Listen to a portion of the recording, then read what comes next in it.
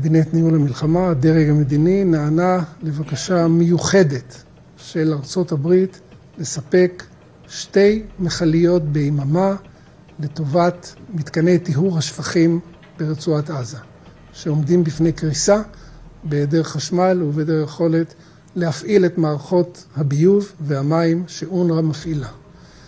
ההחלטה הזאת הייתה שאנחנו רוצים למנוע התפשטות של מגפות.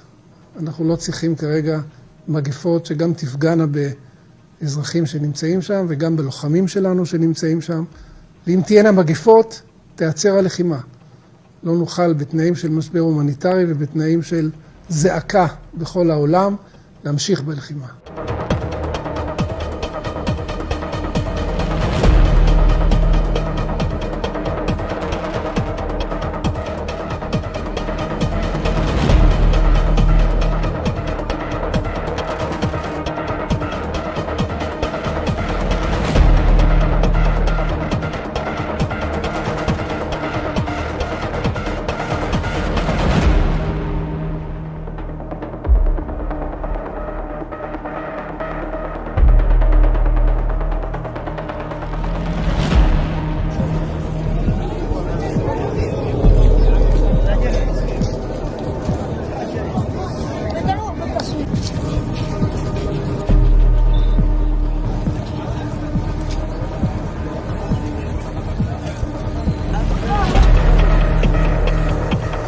They have found nothing. They have found no single resistance, no single gunshot against them within the hospital area. And they know that that's why they more comfortable within the hospital. But again, it's totally aggressive, this attack on the hospital, which is totally full of civilian patients.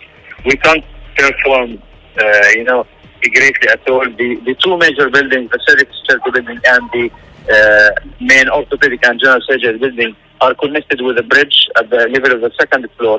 This bridge is fully, the snipers have almost shot everyone who tried to move within that building, especially in the evening time after the sunset or in the morning time.